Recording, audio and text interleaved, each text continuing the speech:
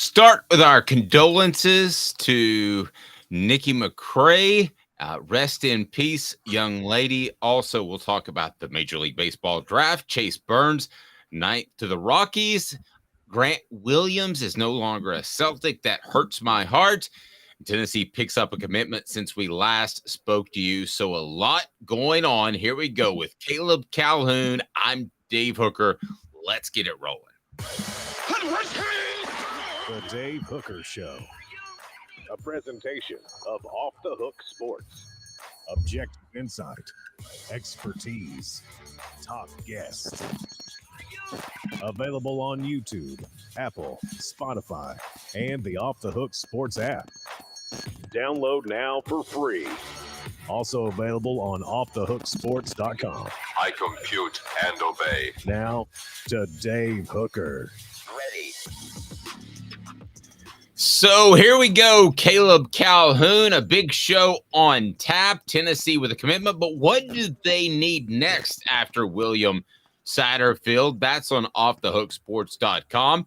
We'll go through that. Over the weekend, Georgia with another player that got arrested with a driving issue. He likes to go 88 and a 55. That's not good. Georgia named as the most likely team to repeat as conference champions. Will it be a failure if they don't? Arch Manning is jacked. And today's tough question, will I deal with the SEC? Who wins the SEC? As we're exactly 7 days away, depending on when you're watching this, from SEC Media Days. Hazing still a thing. I'll share with you the one hazing practice that was allowed, to my knowledge, in the past 5 coaches in Tennessee football history. Philip Fulmer let one thing go, and he was fine with that. And then a great piece by our own Caleb Calhoun on offthehooksports.com as some things that schools overrate when trying to build their program. So let's get it up and rolling. An early ask of you, and that is to go ahead and hit that like button, because that helps us spread the word. If you haven't subscribed yet, if you haven't turned your notifications on yet, you got to do that, because we have one of the all-time best receivers in Tennessee football history that'll be on our YouTube page tomorrow, as Fred and I are all set for that. Also, Cooper Mays and Jacob Warren coming up early in the week, as I fully expect the SEC to announce later today. And I hinted at this last week that it will be Jacob Warren, Joe Milton, and it will be Omari Thomas as the 3 SEC players from Tennessee that will be invited to SEC Media Days, where we'll be broadcasting live next week. So hit the like button. We've got a lot going on. Caleb, how are you, sir? Oh, I'm amazing. I was streaming Taylor Swift's re-release of Speak Now over the weekend. This is her recorded version. So it was just so much fun. Don't know what to think about that, but maybe I need to start looking into this Taylor Swift thing, because I think she's got some staying power. I think she's pretty good, according to most of the people. And She's about to go on the first tour ever that generates $1 billion. Wow, it's pretty wild. Okay, $1 billion is good money. We don't make that type of money, but I guess we do okay from time to time. So if someone wants to throw us $1 billion, Elon, I know I've said some mean things about you, but if you'd like to give us $1 billion, we're here. Yeah, and if you decide to do that, though, do it. I'll give you an individual link, because then like 40% of it on the donations to YouTube channels actually go to a YouTube. So we don't want that. And we certainly wouldn't want that to happen. So we've got a lot going on in the program, but let's hit on those top 3 notes at that I mentioned in our dry open is what they call it. And that is Nikki McCray. It was heartbreaking. An assistant coach in basketball now. She was diagnosed with breast cancer, 51 years old. Just you absolutely hate to hear that. And man, one day I hope, because I've been hit personally by this, as we all have, that we get to a point where cancer is either more manageable or curable. I don't know when that happens, but Nikki McCray was one a heck of a basketball player for Tennessee. There's no question about it. And rest in peace, young lady. Yes, she absolutely was. She's from my hometown, right outside my hometown. I'm from Memphis. She's from Collierville, was where she grew up, and she did a lot of work in that area. She was a really, really, really great person, and she's, if we're doing top 10 players in Lady Vols history, she might be on there. I know she didn't win a national championship, but I feel like Nikki McRae has like that Carol Lawson pool where even though they didn't win a national title, they're still legends almost at that level with Tennessee. Those two, I think, and Holly Warlick too. Those are the three that didn't win national titles as players that I still think you can mention in the same sentence as the ones who did, that are the greats. Good point. Chase Burns, 9th to the Rockies. A little higher than I thought he would go, quite frankly. What did you think of number 9 and going to the Rockies? So where obviously it's still a hitter's ballpark. We don't hear that as much because the Rockies aren't as relevant. But you go to the Rockies, I do think you would have a support system there because I know that Todd Helton still owns like a 40-acre, or it might be 400-acre farm there to different sort of stratosphere as you and me. But Chase Burns to the Rockies, what did you make about that? Yeah, I was actually kind of shocked about that too, funny enough. But, him going – because he had a bit of a drop-off this year. His ERA took a jump from 2.91 to 4.25. So, now for those who don't know, in college baseball, an ERA in the 4s in college baseball is like an ERA in the low 3s, high 2s in professional baseball with the metal bats. I mean, that's just how this – ping, ping. Yeah, exactly. And so but the drop off was still a little bit shocking to me. So I'm not so sure. I didn't see this coming, but I think the potential is clearly there. So I understand why he was taken. No doubt about it. And then we've got Grant Williams going to the Mavericks. That was a shame because I'm a Celtics fan, but it had gotten to the point where Grant Williams would only be in there in defense if they had a guy at the 3 that was shooting a lot of threes. And he wasn't a good matchup 100% of the time. There would be some series in the playoff that he would play 90% of the time. There would be other series that he would play less than 10. So he was a weird fit there and probably a luxury for the Celtics. But let's get to Cruton, as we always love to do. How about William Satterfield? Tennessee picks him up last week, just shortly after we went off the air. And I tell you what, man, William Satterfield is a big pickup between the Vols and Clemson. Kudos to Caleb Giroux for being all over this. And if you haven't followed Giroux's work, Jarreau, he's on the Twitter. Find him because he's the next recruiting superstar reporter. I can promise you that. And he had it before anyone else. Satterfield, number 191 prospect in the nation, number 11 interior offensive lineman, according to 247 Sports, out of Archbishop Hoban High School in Akron, Ohio, number 7 prospect in that state, which is one of the most talent-rich states in the entire nation. And to beat Clemson, a significant other school, that is significant, too, particularly to Tennessee because they lost out on the T. Higgins and Amari Rogers of the world. To pick this guy is just absolutely monstrous for Tennessee because receivers are never going to be in demand at Tennessee. Everybody is going to want to play for Tennessee at receivers. Defensively, it depends on your mindset. Are you okay with playing more snaps? Running back, let's face it, running backs aren't what they used to. There aren't really special running backs anymore, except for maybe one a nation and one per year in the nation. I know that Tennessee's going to rotate their running backs. Quarterbacks, guys are going to want to play for Josh Heupel. But to get the big daddies, I've always said on this show and thought in the back of my mind, to get the big daddies like Satterfield Satterwhite, are absolutely monstrous. And when you look at Tennessee, they're starting to trend that way and that direction. I'm going to use a guy named Cade Mays because he was a bona fide 5-star coming out of school.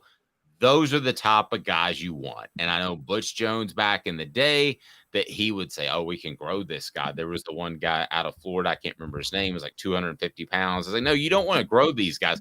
You want them to be big dudes coming out of school. And certainly there is no question that Satterwhite is one of those guys. What did you make of the pickup on Friday, and what does that mean for Tennessee football recruiting as a whole? This is huge. 3 weeks ago, it's right about 3 weeks ago, Dave, we talked about Max Anderson being kind of the biggest pickup of the class for Tennessee at that moment. They got a guy from Texas that a lot of top-notch schools in that area really wanted, and Tennessee beat them all out. Now they go and beat out Clemson for William Satterwhite for an Ohio prospect. Now, again, at first there were some red flags to me because I had seen some of the top schools leading and Ohio State wasn't on the list. And I'm like, does that mean Ohio State didn't want him that much? I don't know. But Clemson clearly wanted him. And he chose Tennessee over Clemson, and that stands out a lot. And I still think Alabama did offer and pursued him pretty significantly for a little while, too. So this is a very, very big pickup. It really sets up Tennessee's, and this is an underrated part of Tennessee's offense, which we've talked about for a while, which is they really need that vertical rushing attack to be a threat consistently if they're going to have those deep passes. Just like Max Anderson, William Satterwhite is an interior offensive lineman. So you're looking at two guys you could really build your future around. Now, I'm not saying, look, it's not like tackles are a dime a dozen. You got to find good left tackles. I'm not here to pretend that you can't. But, Dave, if you load up on the interior and you find a center, which they need to do for the future once Cooper Mays is gone, because they're really going to miss Cooper Mays, well, you might be able to get a tackle in the transfer portal at that point. And you could even sell to a left tackle, hey, you're going to have a lot of support from the interior, so you don't really have to worry about, and I know you know this, Dave, it's a lot harder for a left tackle when your left guard's not that good, and you got to cover for them. True, and you can sell this too. Look at Darnell Wright, who was left tackle, and then they taught him how to play right tackle, and they're going to do the same thing of moving guys around. So you say to that tackle, hey, if you've got the physical ability, we're going to get you ready immediately. So still, Jake Merklinger is the top-rated prospect in the class. Satterfield would come in at 5th, according to a 247's composite ranking.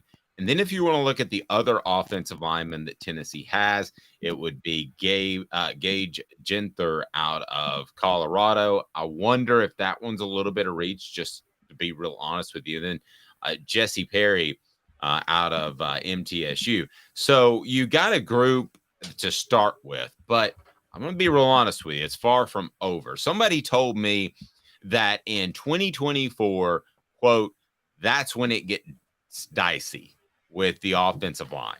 So that's what I'm sharing from somebody within the program, because they're going to lose a lot of guys. They've depended on some of Jeremy Pruitt's. You mentioned Cooper Mays. They've depended on some of Jeremy Pruitt's guys, and they have also they picked up guys in the transfer portal. But you're going to have to be good on the offensive line, I believe, via high school football recruiting. So this isn't done. They need 2 more guys of this ilk, but it's a step in the right direction where we're not waking up saying, hey, they need 3 guys of this ilk, because I'm not going to try to sugarcoat anything.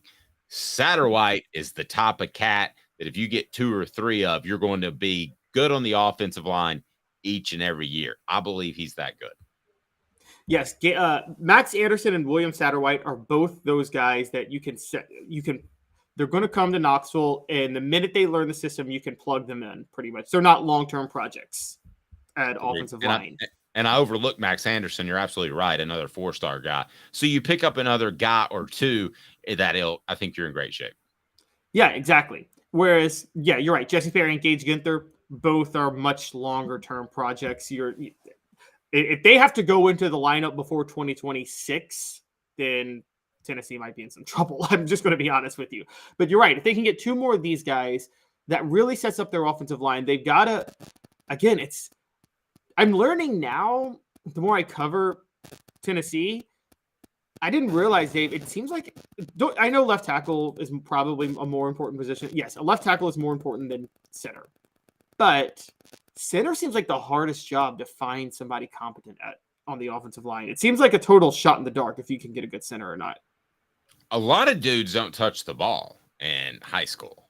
And Cooper Mays, he had to learn within an offseason to handle the football. So did Spencer Riley, if you want to go back to 1998. And I'll tell you a funny story that's on that Celebrate 98 series.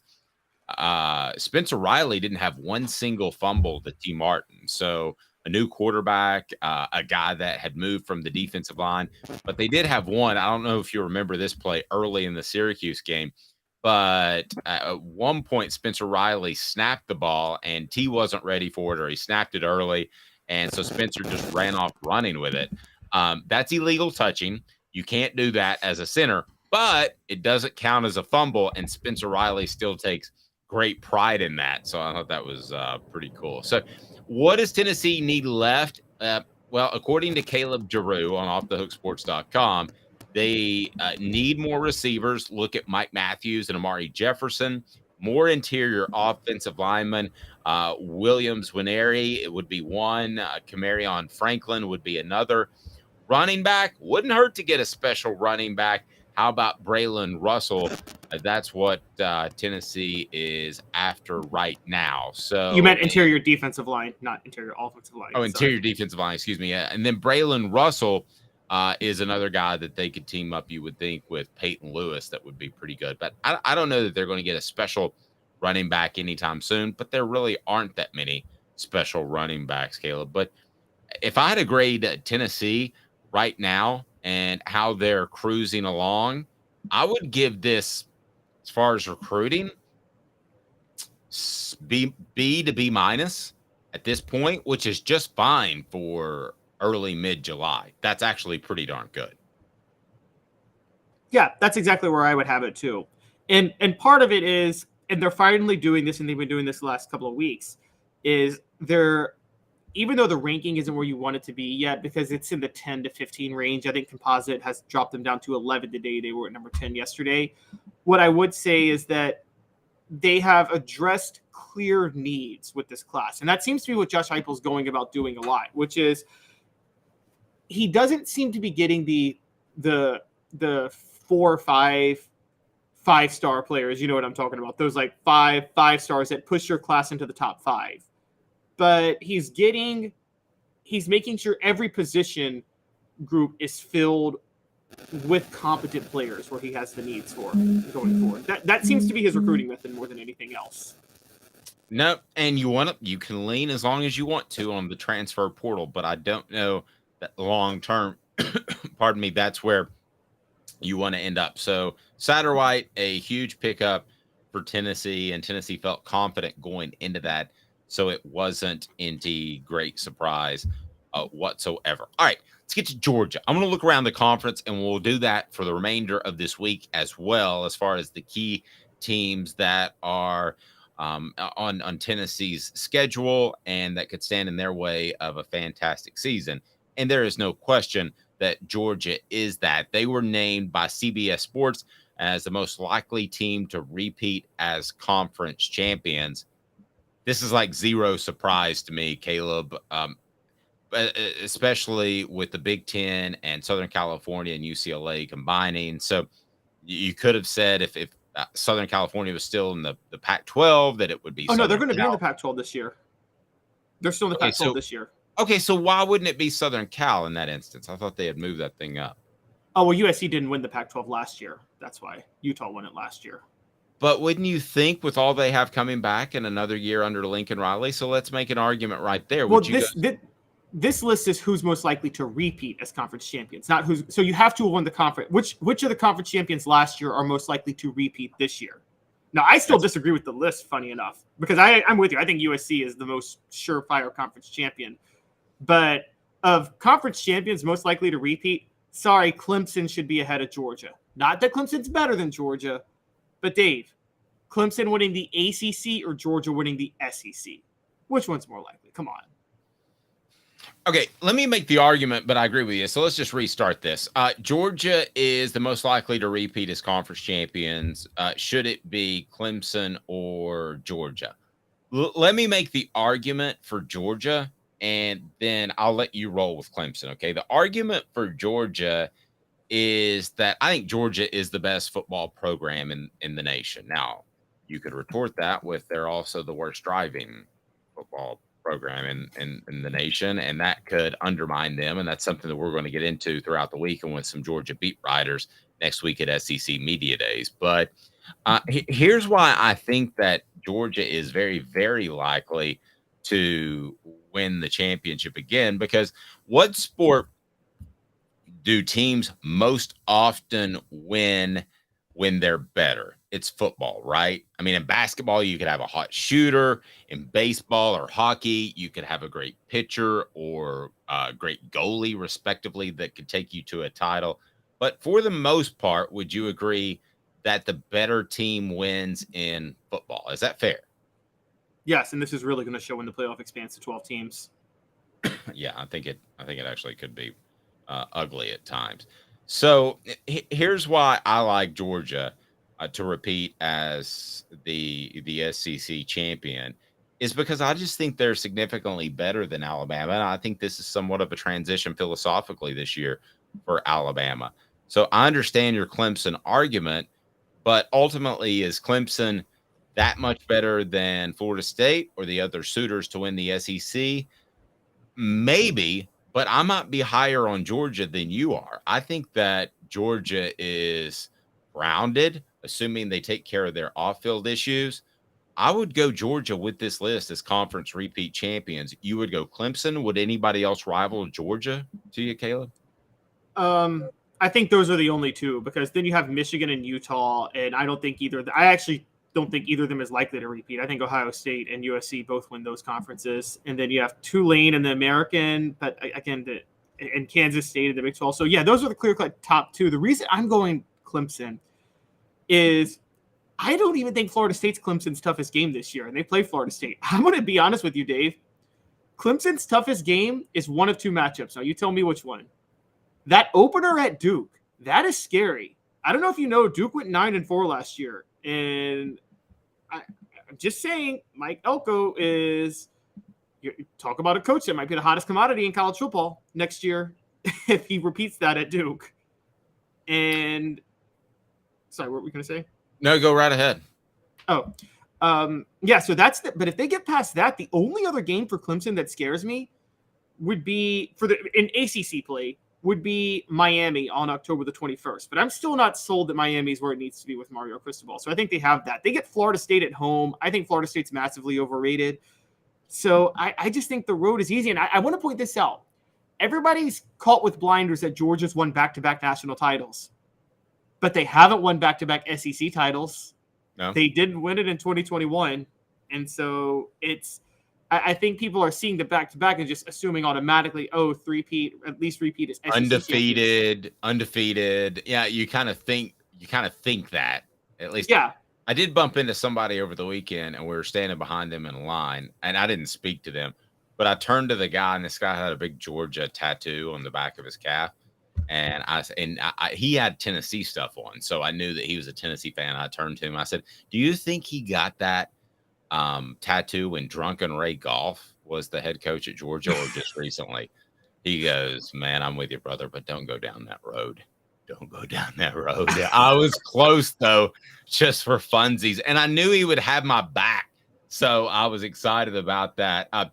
Man, you've got to try out the chill pills before I tell you the other school that you should be concerned about re-winning their conference or repeating as champions of their conference. It's crafttreats.com. It is great for your pet. Your pet will absolutely love crafttreats.com. And the chill pills will help with the digestive issues, and they'll also help with arthritis issues. They'll help with anxiety. It's all there. It's crafttreats.com. Use the promo code Off the Hook. That's Off the Hook. The chill pills are fantastic, but other craft treats available for your dog or pet and cat. And I think my wife's dragging me to get a dog today. So I can tell you, if it's a puppy, it's going to be loaded up with the chill pills. I can promise you that right now. Use the promo code Off the Hook. Off the Hook. Get 20% off. Please support our sponsors. We greatly appreciate it. It's why we're here each weekday at 10 a.m. So you got Clemson repeating as champion in your mind. You've got Georgia, in my mind, repeating as champion, because I think this is a transitional year for Alabama with a new quarterback and a new offensive system. I think those two, to me, feel like locks. Anybody else feel like locks in the big time conferences? Well, you're forgetting about that old Bayou school that could give Georgia some trouble, and there's a team they visited Knoxville in November that could give them some trouble. So I'm not so sure they're a lock. No. In my mind, they're a lock. Okay. So those two, and would I be surprised? No. I mean, Tennessee was a lock to just win 8 games last year in my mind, and hell, I was absolutely wrong on that. So I'm not a lock in my mind does not mean that I'm saying at December come rip on me. But who else is a quote hooker lock to which they have to use sometimes when they find a lady of the night working? You have to use a hooker lock. That way the patty, you just lock her to the nearest lamppost, and then a paddy wagon can come by. It's a hooker lock. The paddy wagon can come by and pick her up later. But who of those are in the conversation as far as conference champions most likely to repeat? See, here's the thing. I don't think anybody else is. Okay, so Michigan's number 3. Look, I don't think Michigan's – if Ohio State doesn't win the Big Ten this year, you got to fire Ryan Day. I'm going to be honest. This is the most talented team Ohio State's ever had that they're about to have this year. This is they might be the most talented team in college football. Look at the number of projected first rounders for Ohio State next year. It's off the charts. So Ohio State, there's no way Michigan – are you with me on this? Michigan is not – he has them at number 3. I got them at number 10. I think they're almost a lock to not win the Big Ten, Michigan. Yeah, and I think that they've got issues there. I think at some point there is a residual from Jim Harbaugh looking for an NFL job. I think players start to question leadership. I think that stuff happens more than you think. I think it started to happen with Philip Fulmer in the mid to late 90s, to be real honest with you. But so I think Michigan's the type of program that can load up, win it 1 year, and be average for 2 or 3 years. But who else? Because I want to get to today's tough question. Okay, so number 4, they have Utah. Again, I think almost a lock to not win it. If USC doesn't win it this year, then that's a big red flag for Lincoln Riley still being in the Pac-12. And then number 5, Tulane. So the reason Tulane actually wouldn't be higher on the list is because the team that's number 10 on here, Texas San Antonio, who plays Tennessee, by the way, they won the Conference USA last year, but they're in the American this year. And I've got Texas San Antonio as the best group of 5 team in college football this year. So Texas San Antonio, Tulane. Guys, that is the game of the year right there if they play each other. I don't know if they play each other, but and then Kansas State, number 6, with the Big 12. I don't think Kansas State's repeating. Do you?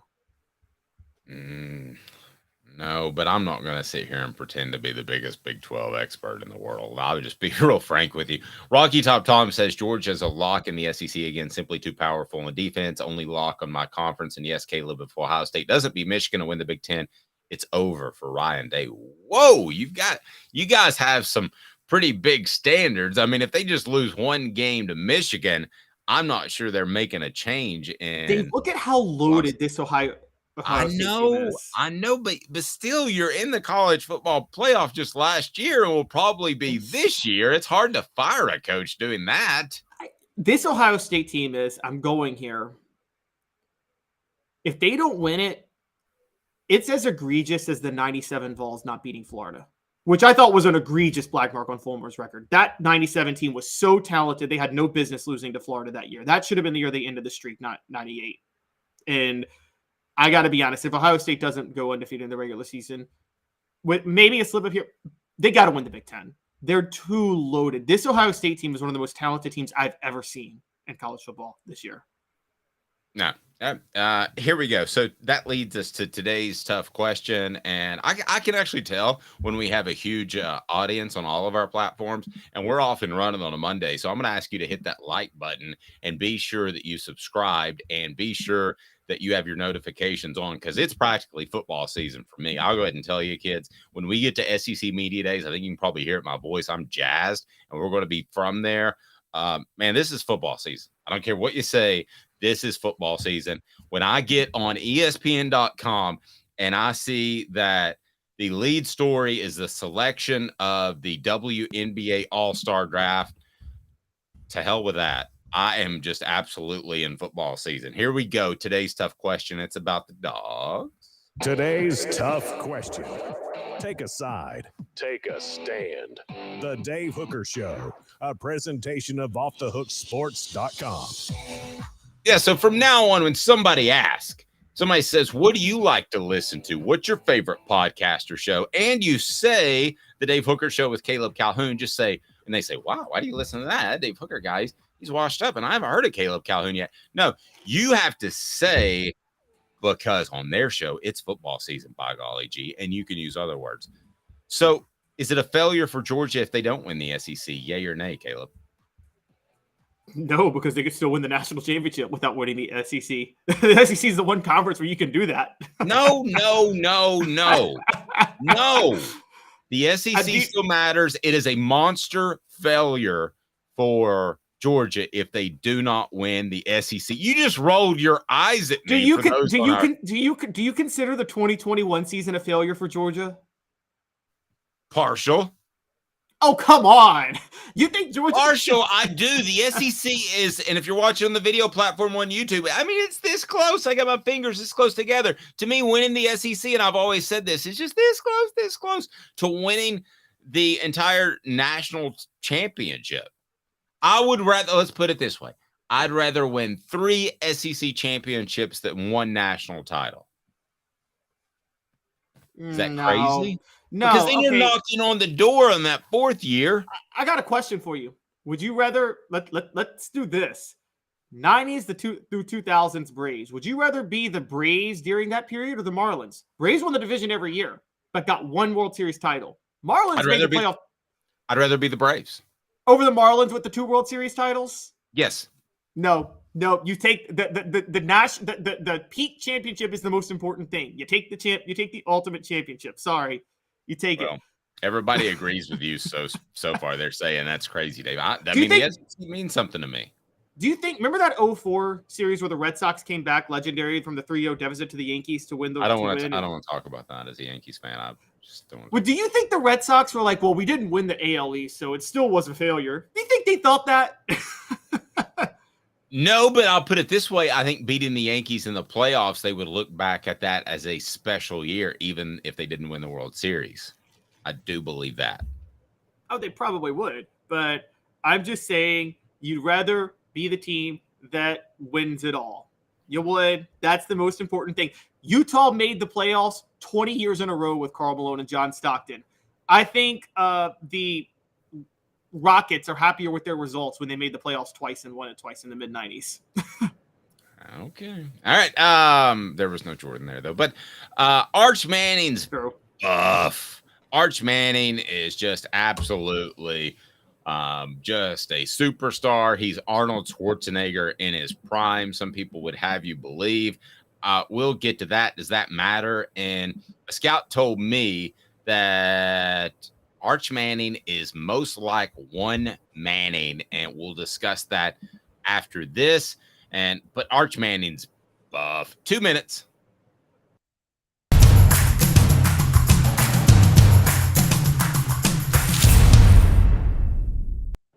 Don't forget, Dante Stallworth is our next on the Celebrate 98 series. Notifications on Off the Hook Sports. Sun, sand, and salt water, the beach is a very relaxing place. Unless you wear contacts. Ow! Open your eyes to the best the beach has to offer with LASIK vision correction from Campbell Cunningham Laser Center. Ah. Hi, Mike Davis here with City Heating and Air, reminding you to always dare to compare. Our team provides quality local heating and air service, installation, and maintenance across East Tennessee. We use only the best equipment like American Standard heating and air conditioning for your residential, new construction, or commercial needs. Honesty, dependability, and customer satisfaction have been the cornerstones of our business since 1961. City Heat and Air. Dare to compare.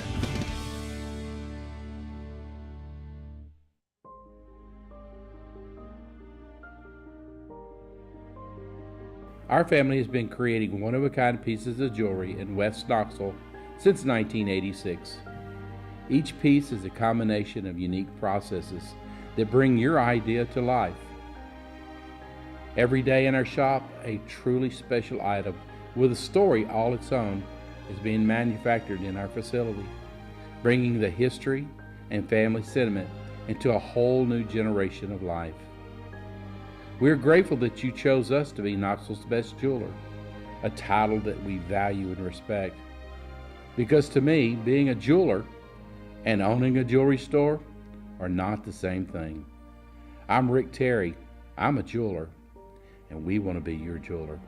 Kingston Pike and Campbell Station Road in the heart of Farragut, and downtown on Gay Street right next to the Tennessee Theater. When you want a hard cider that's easy to enjoy, one that's crafted to perfection, you need Tennessee Cider Company. Some say it's the signature cider of the South. Others say it's the cure to your craving. They all say you'll savor every sip. With a selection of ciders free to sample, all it takes is one taste. Visit tncidercompany.com for more information, as well as to shop our ciders and merchandise online. Thirsty yet? Doors open at 10 a.m. A college football tradition like no other. Yes, sirree, boys and girls. Or a guy that just won't leave. Wow, that is sad. The Dave Hooker Show. YouTube, Apple, Spotify, and the free Off the Hook Sports app. A presentation of Off the Hook Sports. Back to Dave Hooker. Did you see that last commercial in what the industry calls a stop set? Well, it's Tennessee Cider Company, tncidercompany.com, tncidercompany.com. And I'm telling you one thing, they're awesome.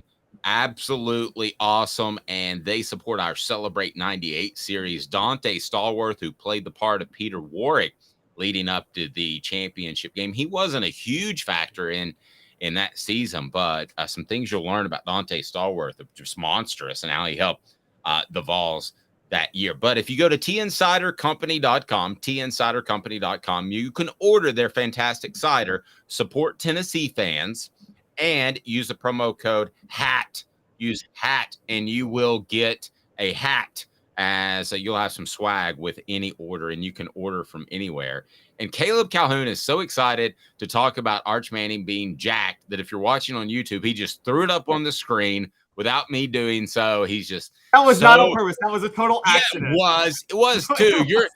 I mean, Caleb was texting me Saturday like 4 times, Sunday like 8 times, going, have you seen how jacked that this Arch Manning is? I was trying to cue it up, and for some reason it just automatically went. Your settings are messed up, Dave. Yeah, okay, man crush, maybe Caleb Calhoun has a man crush on Arch Manning. I don't know, and there's nothing wrong with that, Caleb. There's not, just like on Seinfeld. Not that there's anything wrong with that. If you want to have a man crush on Arch Manning, you can. May I bring up the pictures now in which he's super jacked that you pervade the internet the entire weekend to find? It's not that there's anything wrong with having a man crush, but it would be with Arch Manning because he's a little too young. I mean, he just turned 18. I mean, that would be very problematic, honestly, when it's Man, my son, by the way, we go to the gym on Friday and he's pulling up his shirt. He goes, I just can't give my abs to show and I can't get any skinnier. I was like, what a damn shame. That is just all. You wear 32 pants, and I'm like, I don't want to hear about it. But Arch is jacked. So I'll pull it up because I don't want you to get too excited and have to shut down your camera. So let me pull it up because Arch is jacked. Arch is jacked. Look at him. We've got Peyton Manning, who I see some abs there, but we do see the protruded stomach as Peyton had that. He had that spine that kind of bowed out. You know, that's why his shoulders are back when he walks. If you're watching on YouTube, by the way, hit that subscribe and like button, turn the notifications on. I'm doing my Peyton Manning walk right now in my chair, which is the shoulders are slightly back and the arms slightly extended. Eli Manning, not jacked. Arch Manning, jacked. Does that mean he's a better athlete than Peyton or Eli just because he's jacked? Because he does, man, he's got like the little V that goes down on the obliques. He's got the abs. He's got all that going on. So does that mean he's a better athlete than Eli Peyton? Raw athlete. Notice I didn't say quarterback, Caleb. Yeah. Yeah. I mean, I got to be honest with you. Let's be honest, Caleb. You're trying to pull back your affinity for Arch being Jack. Arch is barely 18. No. Okay. I will say, yeah, I said since he was in 8th grade, which when I first covered his recruiting, that he was a better athlete than Peyton or Eli. And I'm thoroughly convinced he's a better athlete than Peyton or Eli. And yeah, no, I don't even really think it's a question. I think he's definitely the best athlete of the younger Manning generations to play quarterback. And so whether or not that turns into being an elite drop back passer is a different story. But yeah, I mean, I got to be honest with you, Dave. Yeah, I think that he's the best athlete between him, Peyton, and Eli. And I don't think it's particularly close. Nope. 4 Downs brought to you by Zen Sports. I'll tell you more. 4 Downs is now on Off the Hook Sports. 4 Downs. 4 questions. 4 answers. The Dave Hooker Show. 4 Downs. A presentation of offthehooksports.com. All right, I'm going to make this tough on you. Arch Manning's game will be what percentage of running the football? Peyton Manning's game was about 5%, which is basically a fake bootleg, right? I mean, he always had – Peyton Manning probably had more epic runs than any quarterback ever with that bootleg, though. Okay, yeah, but that wasn't a big percentage of his game. Eli was more athletic, so it was 10% of his game. Like, for instance, I'm saying Lamar Jackson, it's like 70% or 60% now. He throws the ball better than he did when he came into the NFL. But so that's the kind of percentage I'm using to give you a benchmark. Arch Manning, jacked, will be what percentage of an athlete at quarterback in which he really scares you? I think he'll use his legs 30% of the time. I see kind of an Aaron Rodgers type with him. So, and Aaron Rodgers uses his legs about 30% of the time. Now, where I say he's better than Aaron Rodgers, in this, I don't mean he's better than Aaron Rodgers. I mean where I think he's going to be smarter than Aaron Rodgers, and this is what Patrick Mahomes has.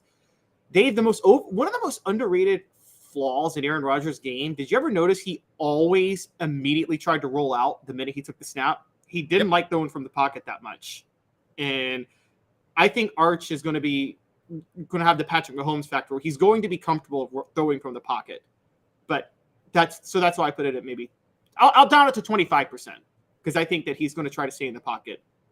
I think everybody has to see. I agree with you, but I think everybody has to be at least 20% nowadays. I don't think that you can run around out there and be a stiff in the pocket. I think that's part of the reason that Brady was ready to cruise on out. By the way, what down was that, Coop? Coop here. First down. Thank you, Coop. So before we get to second down, Coop, what should people do that like this channel? Cooper Mays here. Hit like and subscribe. Thank you. All right, let's go to second down. Cooper Mays here. Second down. It's a lot of Cooper Mays. Which Manning quarterback will Arch be most like? And I'm going to share this as brought to you by Zen Sports from an actual NFL scout that I spoke to. Dave, you're going to be mad at me because I'm going to take what you're going to say because I already know it. And it's Blame Archie. you. It's Archie. It's obviously Archie.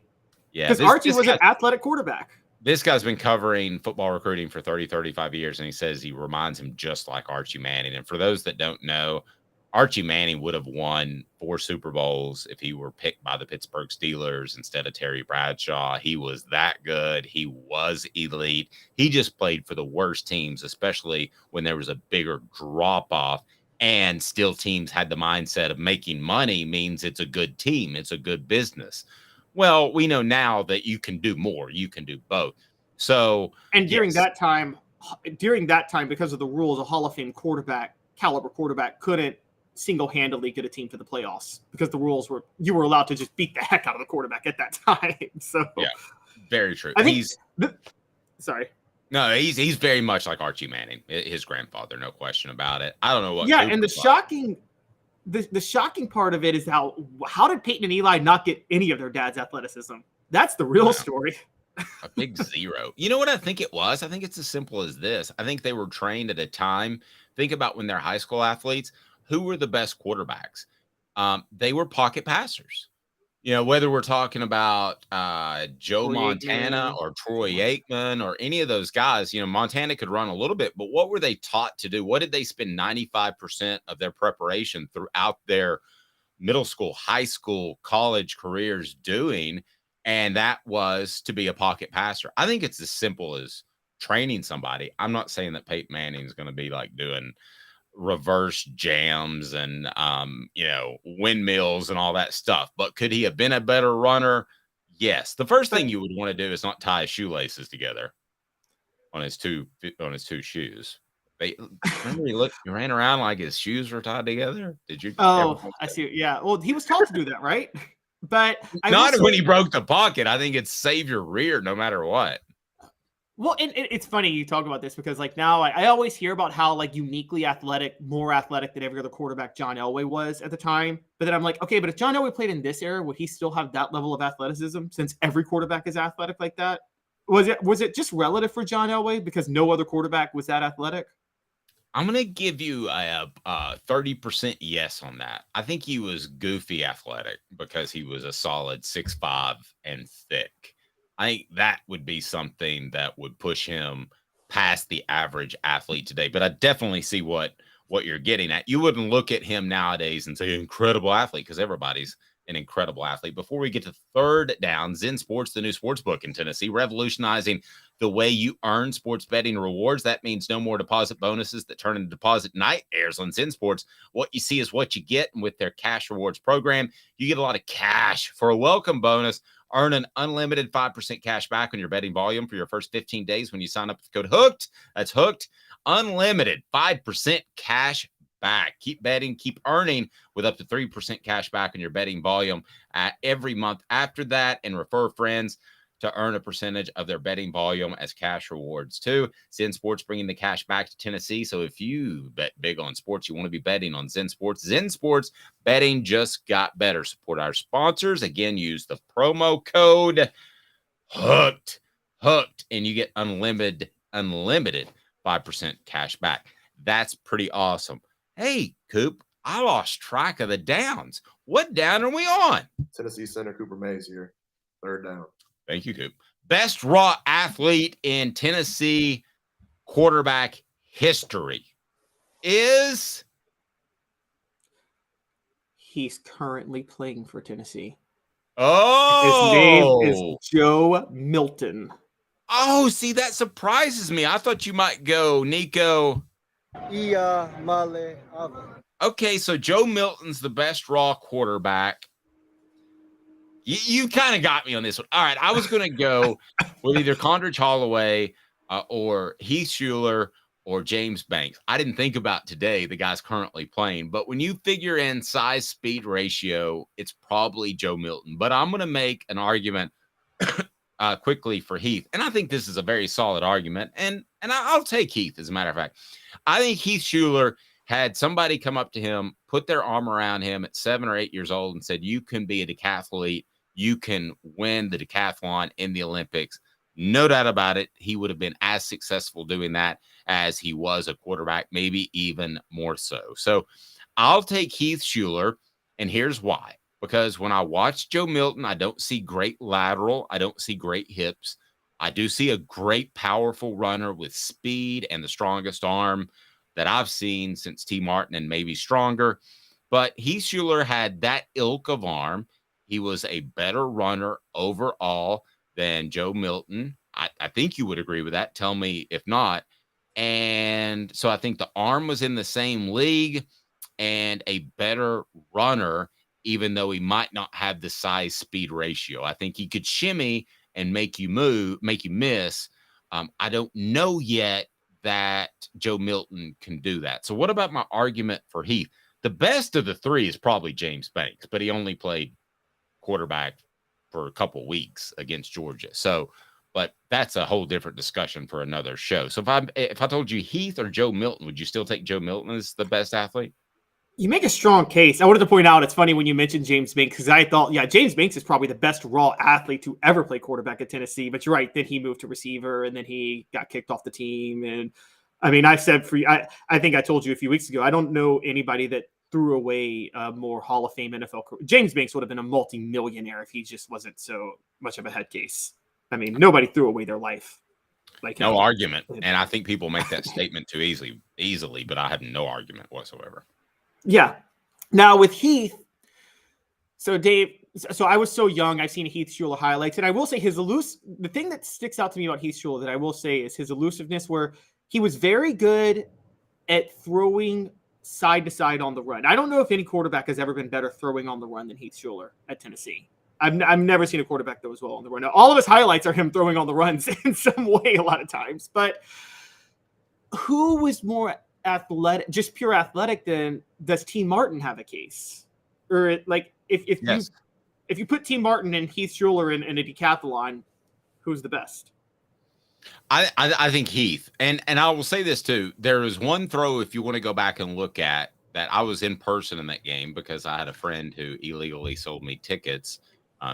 That was a player on the team. You're not supposed to be able to do that. That's how silly the NCAA rules were back then. But I went to the Florida game in which Heath Schuler was a participant. So what year would that have been? 92 or 93? Was it at Neyland or at Neyland? No, it was at Florida. So no, that would have been 93. Okay, and and if you want to go back and look, he threw a pass off his back foot from about Tennessee's own 45 that Billy Williams caught right before half. Billy Williams of Alcoa, and the ball would have landed in the end zone. So back foot, 60-yard throw. I think, yes, Joe Milton throws the ball incredibly hard, but I think they're closer than maybe we think because of recency bias. What down, Coop? All SEC center Cooper Mays here. 4th down. Other than accuracy, well, let me just ask you this. What's the most important factor in a quarterback if you're a GM? And I don't think it's close, and I'll argue this till my dying day. I mean, I still think it's intangibles. Like, I mean, it's the.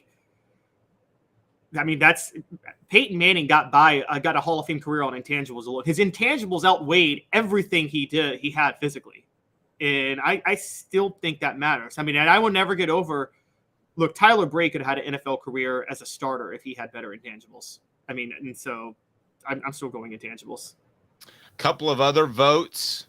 Oh, Mr. Jones, you just got mine. A couple of other votes for most athletic quarterback. Dobbs, Hooker are top 5. I've had no Dobbs argument is not top 5. Dobbs is not top 5. I have no argument with Hooker. I have no argument with Jarrett Garantano. I would not have Dobbs top 5 either. Accuracy.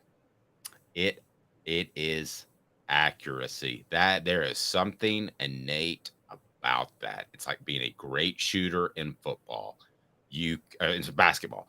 You can get a little bit better, but innate accuracy. That's why you and I have discussed Troy Aikman, and you think he's overrated. I disagree because I thought he would put the ball on the money where it had to be in a receiver in Michael Irvin that didn't get very open because he wasn't very fast. And he would hit Alvin Harper stride for stride. So I think that accuracy is something that Troy Aikman was blessed with. I think that most people are blessed with that. The thing that I've been so impressed by Josh Heupel is his ability to turn, we talked about this last week, a slightly average quarterback into a very, very average quarterback. So I think it's accuracy. Very, very accurate, you mean? Yes. What did I say? You said into a very, very average quarterback. Slightly very, very accurate quarterback. No. Sorry, it's Monday.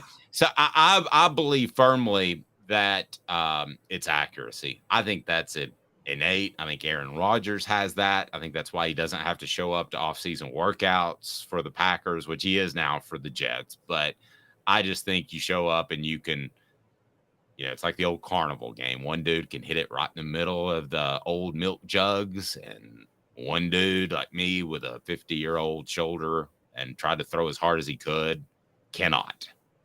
Well, I mean, if you have the combination of zip and accuracy, I mean, that's why Brett Favre never had to show up for training camp in his prime, right? Because, like, Brett Favre, whatever you think of him as a person, and I think very lowly of him as a person, but Brett Favre could probably, if he wanted to snap a specific finger in half, he probably could throwing the ball. Yeah, and you're probably too young for this, but John Madden made a big deal about how hard he could throw the ball. And, a football is laced together as 4 pieces of leather, and how he would hit people so hard in the stomach underneath the shoulder pads, it would leave like the little cross on the end of a football. John Madden just thought that was the funniest thing ever, and he brought it up over and over and over, as John Madden used to do. But John Madden spoke Brett Favre into a 3-time MVP because he loved him so much. Okay, so you do remember more of that. Sometimes you're younger than me. I don't know if you remember that, but yeah, you do. Remember that. I remember that because look, I actually did like watching Brett Favre play in his prime like everybody, but it was nauseating. The whole John Madden was the king of, it's like the little kid in the backyard just throwing around with his friends. And I'm like, come on, bro. Like, seriously?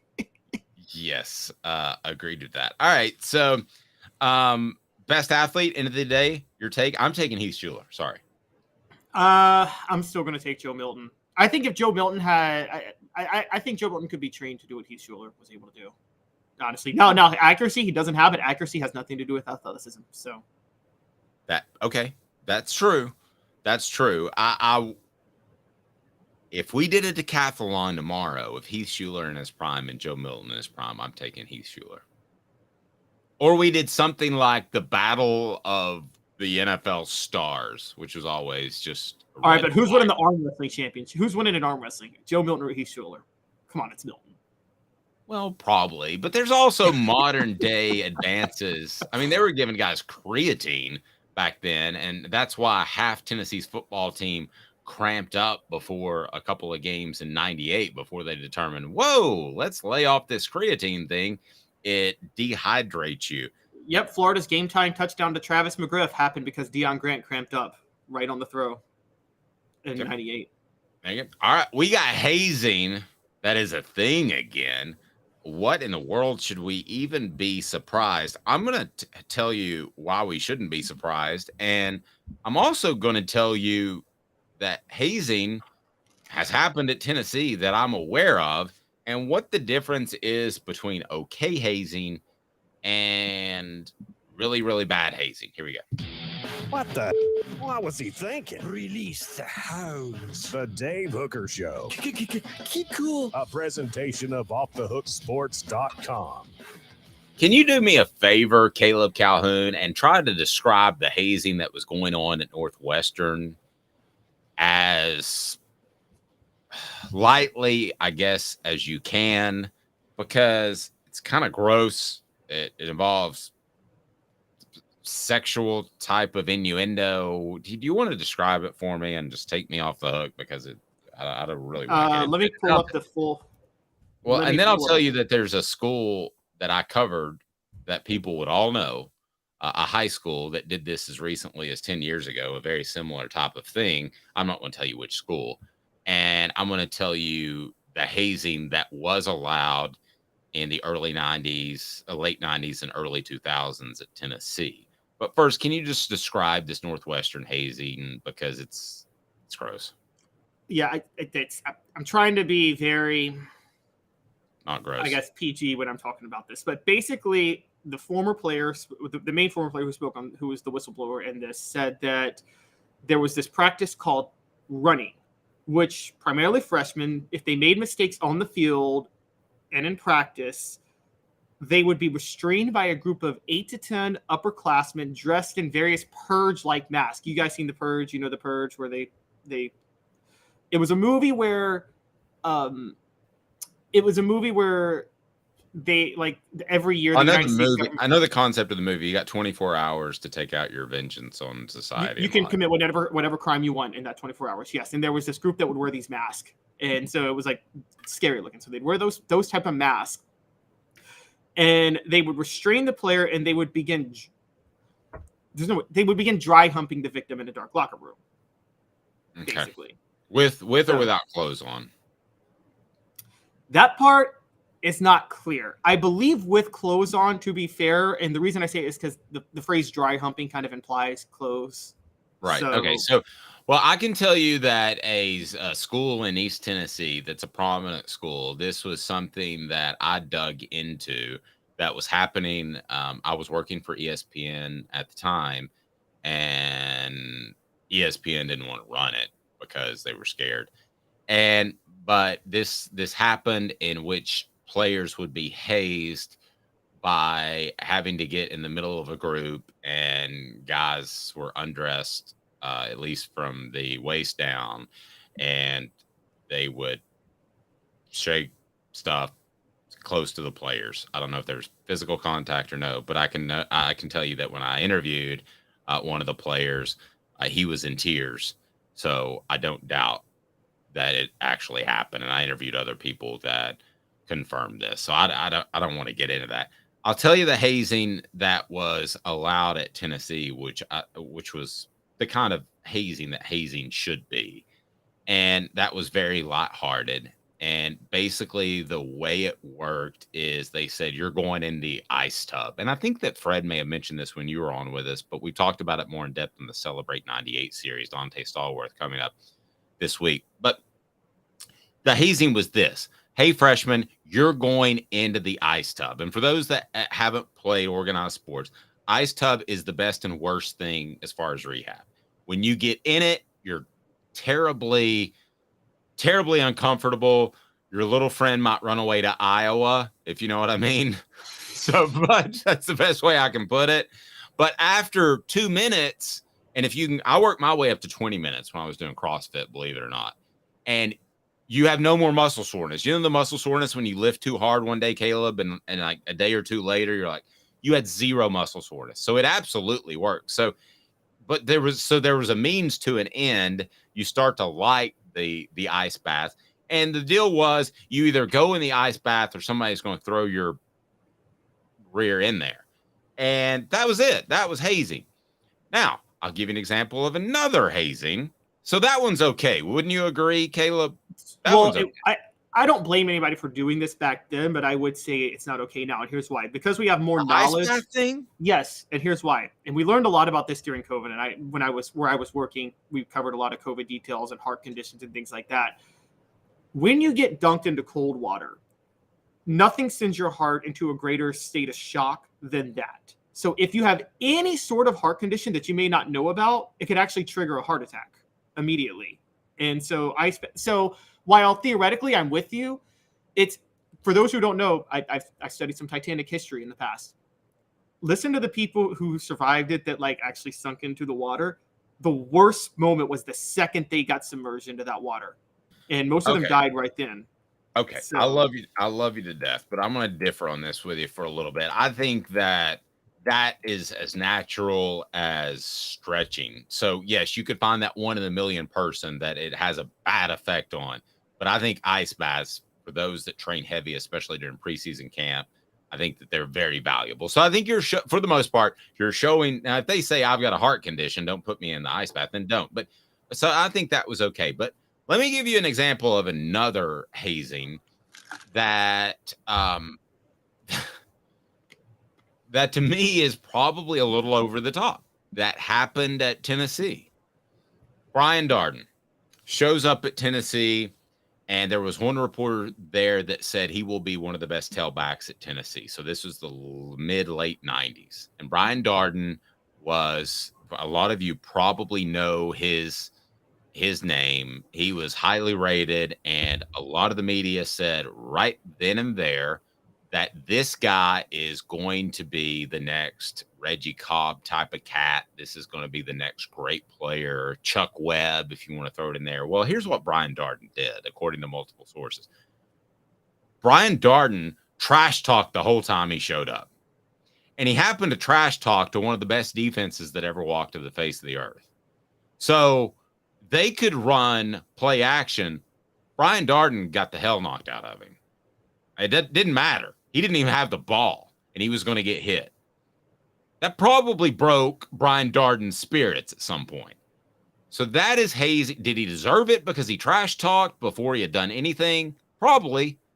But that's hazing when you take away somebody's will to play gone too far. And what happened to Brian Darden? I don't even know. But he left Tennessee. He came in talking trash. He got hazed to the extreme. And when I say extreme, he got physically hit more oftentimes in practice than anybody that was on the team. So that's probably a little bit too far. Now, let me say this about Northwestern. Northwestern decided about 10 years ago they want to play big boy football, right? They have one of the most beautiful, now it might not be as expensive, might not be as spacious, but they have one of the most beautiful on Lake Superior, I believe, workout facilities that you'll ever see. They went all in. They made sure that Pat Fitzgerald, who has now been suspended for 2 weeks, would be their coach long term, and he has ties there, so they were able to do that. So, am I surprised that it happened at Northwestern? Absolutely not. And here's the reason why. When you decide to play big time football, you need a lot of people, not just the coaches, not just the players. You need a lot of people. So what happened when Lane Kiffin started going a little loopy crazy and, they were drinking bourbon on a Sunday night when they were getting ready for next week's opponent? Well, they took a guy and they said, and it was David Blackburn, and they said, you're now the director of football operations. You're not an associate AD anymore because we need you in and around this football team. And that's exactly what they did. Does Northwestern have that in place because they grew so quickly? I'm guessing not. Yeah, no, that makes a ton of sense. And for people who don't know, with football programs, Dave, you know this. There's a lot of different factors that go into play where I don't want to be the guy that says the head coach isn't responsible, but sometimes a head coach is not necessarily. They can be a little more hands-off in things that they don't want anything to do with, but they don't get involved to stop. And if I were to give an example, I'll give an example since I went to Maryland. You remember the whole DJ Durkin, Jordan McNair issue about 5 years ago? The young man died because he was pushed hard during a preseason camp. Yes. Now, what people don't realize was Durkin did he have a rigorous, probably way too far conditioning program in preseason camp? Yes, absolutely. But Maryland, the school, contracted with a group of Johns Hopkins professionals for their medical staff for the football program that was not a competent medical staff. They didn't know what they were doing. And people have been calling for years for Maryland to switch their medical staff. Never did. Durkin, yes, he made the decision to stick with that medical staff, but he doesn't know medicine or anything like that. So he probably is just assuming that they know what they're talking about. And when McNair collapsed, one of the things that people like the medical staff didn't know to immediately pour ice on him, which apparently if you collapse from heat stroke, you immediately want to cover somebody in ice to try to calm them. The medical staff didn't know that and didn't do it. So Durkin took the fall. I'm not saying it, someone has to, but I wonder where Pat Fitzgerald is in this. Now, Pat Fitzgerald, the former player, the whistleblower says Pat Fitzgerald knew fully, but it's one former player. I'm going to, again, Pat Fitzgerald has his own right to defend himself on this. This kind of reminds me of, look, I'm not a Butch Jones fan, but this reminds me of, remember with the AJ Johnson scenario when Dre Bowles claimed that Butch Jones told the team to jump Dre Bowles for telling on AJ Johnson. And we don't know if that's true or not. Dre Bowles transferred to Michigan State. Yeah. And I'll give you another example. Mike Leach told Craig James's son that you have a concussion, go sit in a dark shed, basically. That's not as off base as it sounds because they have you sit in a cool, dark area when you have a concussion. Now, it sounded insensitive at the time, and it was probably insensitive, but it wasn't as crazy as it sounded. But hazing, I think Craig James was a total diva and was upset that his son wasn't getting more playing time and tried to get Mike Totally Leach agree fired. with that. Totally agree with that. But in the 90s, hazing was a big thing. It was a hot topic issue. What are the hot topic issues? I mean, it may be the LGBT, whatever that acronym is, but hazing was a hot issue at the time. So it was something that was looked at the time as being a major problem in football. So people addressed it and people got incredibly sensitive to that, and they should have.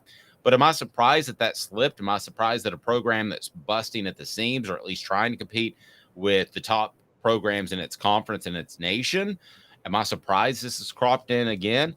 Not at all. A memo will be sent out to all the different athletic directors or coaches, not just football, about hazing, about how important that is. I think they'll revisit this issue and everything will be fine. Portions of the program brought to you by City Heating and Air Conditioning. City Heat and Air, integrity matters. You might not need a whole new unit. If yours crashes, might just need coolant, might just need a part. That's City Heating and Air Conditioning, 50 years in Knoxville. City Heat and Air, cityheatandair.com. They are phenomenal, and they bring you Cooper Mays and the Ball Report. Let's turn it back to Tennessee, because Tennessee is still, even though in the latter stages of it, rebuilding a program, not just to compete for championships every year, which they have done, but to make that an annual thing. So I thought a fantastic column by our own Caleb Calhoun that is on the website now. I would highly suggest you check that out. And it's the 5 things schools and athletic directors overrate when trying to build their college football program. So we're going to talk recruiting, off-field gimmicks, college football games being broadcast nationally, the college pedigree of a head coach, and then prestige. So let's get to that now. And it's brought to you by Andy Mason, AndyMasonRealEstate.com. I'm about to make my move. Andy Mason of AndyMasonRealEstate.com is who I will call, because almost 40 years of experience in the real estate field there in Andy Mason's group. And he is fantastic. Best prices, best service in the biz. It ain't close. So here is your list. Let's break it down, as it's brought to you by Andy Mason, AndyMasonRealEstate.com. So the top 5 things, and I'm going to pitch them at you, and I'll give you my retort. Number 5, a coach's ability to recruit. Why is that overrated? Because I think there is a baseline in recruiting, and you have to be committed. You have to meet that baseline of commitment. Philip Fulmer met that baseline. Nick Saban meets that baseline. And the baseline I'm talking about is you have to be fully, thoroughly committed to recruiting. Outside of that commitment, though, because there's about 50 coaches that are committed like that to recruiting. There are about 50 coaches in college football at any given time who are that committed. After that, it's about the other structural advantages of the program. Whether or not you're in a location that, whether or not you're in close to a player's backyard in a location, whether or not you've had success yourself as a head coach that could get a player to the NFL. These things matter. I don't think, with Fulmer in the 90s, Tennessee was playing all over the country at that time, so they were much more noticeable. And so I think that you have to be able to be committed to heavily recruiting, but you reach a level where you're not going to just, when Jeremy Pruitt was hired, the whole concept was, oh, he's a great recruiter. Well, I mean, when you give them McDonald's bags of cash, yes, you can be. But on top of that, there's 100 other great recruiters or 50 others in the SEC alone. So Jeremy Pruitt versus Nick Saban for Alabama or for a kid from Georgia, doesn't matter how hard Jeremy Pruitt works at recruiting. He's not going to be able to outsell Alabama.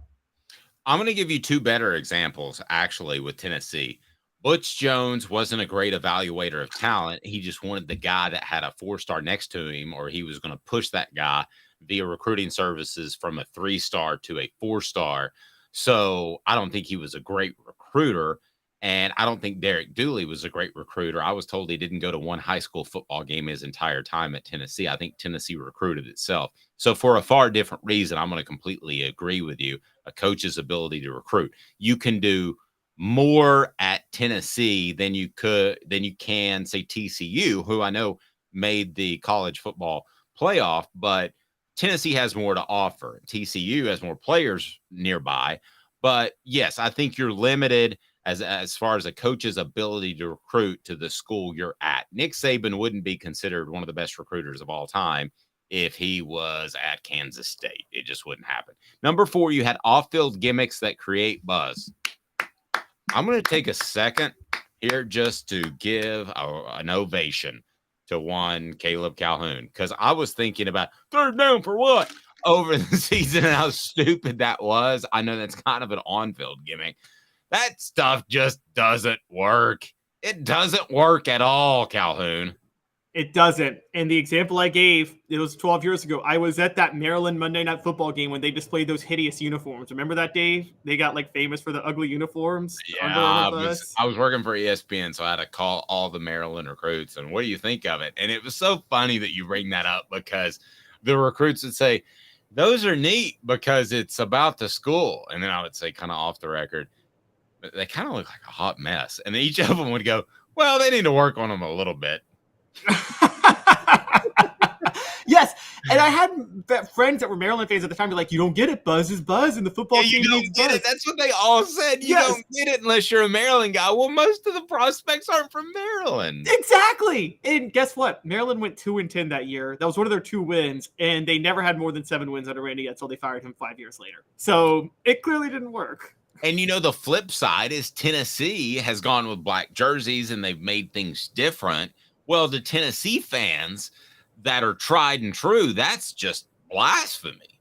But to a prospect in California, they're like, man, those black uniforms look pretty tight. I mean, if it were up to me, there wouldn't be alternate uniforms at Tennessee, but I understand the point, and I can't blame them for that. But they're doing the black uniforms, and they're winning with them. So, for instance, Butch Jones brought out the smoky grays. That didn't help him recruit. His recruiting classes got consistently worse each year because it didn't matter that he wore the smoky grays. As a matter of fact, the last time Tennessee did the smoky grays under Butch Jones, it was a 41-0 loss at home to Georgia. So, I mean, that's not going to help you sell when you bring out these alternate uniforms and then you lose 41-0. Number of college football games broadcast nationally, that means absolutely nothing. It was a huge advantage for Tennessee, but now they're all broadcast nationally or streamed near you. That is, can I just go ahead and move past that one because that's not a factor. It's a great point by you, but they're all on TV now. And, Philip Fulmer used to go into Terry Fair's house at Arizona and say, we've got 8 games nationally televised, so you'll be able to see your son. And he was, oh, great. And the mom's like, oh, great. But nowadays they're all on TV. Last thing you put was prestige. Can I get a little more info on that? Oh, sorry. Well, there's one more before that, the pedigree of a head coach. Oh, I missed college pedigree of a head coach. This one, okay, let's start with prestige first. I want to go back to this one because I think I may disagree with you on 2, but prestige of the program you had at number 1. Why is that overvalued? Because athletic directors, and you've heard Tennessee do this, you've heard other places, they say, because of our history of success, we have a lot to sell to a recruit. Well, a recruit doesn't care that you won the national championship in 1998. Recruits today weren't born then. They don't care that Notre Dame has however many national titles. They last won one in 1989. I was 1 when Notre Dame won their last national title. I was 1. So, like, it was a great year for you, though. 89? No, you were 1. What a great year when I was 1. You didn't have a worry in the world. I didn't. But I was really thinking, when is Notre Dame going to win their next title? No, I'm kidding. But this one bothers me because here's where prestige helps insofar as if you have a great history, then you probably have a great fan base. So then your great fan base at stadiums can help sell recruits. But just prestige alone, there's not a recruit in the world that says, man, look at the football history of this program. I would have commit there. Like, you think otherwise Georgia Tech and Pittsburgh would be getting top 3 recruiting classes every year. They're not. Okay, slight pushback is that prestige also could mean you have more legacy players. Okay, so like Cade Mays never transfers back to Tennessee if his dad didn't play there and he didn't grow up there. So slight pushback, but I agree with you on that. Overvalued college football. Okay, so we're going backwards. So the list is, because I'm butchering Calhoun's great column. Number 5, a coach's ability to recruit. Number 4, off-field gimmicks that create buzz. Number 3, number of college football games nationally broadcast. These are the 5 things schools' athletic directors overrate when trying to build their college football programs. And I love this when Caleb was able to dive into something like this. And we got number 1 as prestige. Also, TCU, do they have great prestige? No, and they had a pretty good year last year. To support your point. And Princeton has the greatest prestige of any college football program ever, if you really think about it, given the history. I don't think they're getting top 5 talent. Yeah. And Yale's isn't bad, even though they misspelled the name of their school. Shouldn't it be YELL? Joking. All right, college football pedigree of the head coach. I don't know where you're going with this, to be real honest with you, because I thought Nick Saban was not a loser because he was with the Dolphins and they were struggling. And I thought because of his college football pedigree at LSU and making Michigan State somewhat relevant early in his career, that he would be a lock at Alabama. So this one throws me off a little bit, to be real honest with you. Pedigree is about your connections. So Derek Dooley and Lane Kiffin both were hired in part because they were the sons of great coaches. Okay, I see where you're going. And so for Dooley, I will never forget Mike Hamilton in the first minute of the press conference. He had a 5-year tutelage under Nick Saban. Who cares? Okay, we've seen with coaching trees now. We should know enough to know just because you worked under someone, that means nothing in terms of how good of a head coach you're going to be at all. It literally means nothing. Your own. What's Josh Heupel's pedigree? Barry Odom at Missouri. Okay, yes, Bob Stoops, who fired him, and Barry Odom at Missouri, and Matt Wells or whatever at Utah, somebody like that. And he's working out pretty good at Tennessee right now. I mean, what's Dabo Swinney's pedigree? Tommy Bowden, not Bobby Bowden, Tommy Bowden. Okay, and he's got 2 national titles. So, hey, hold on. Tommy tried his best.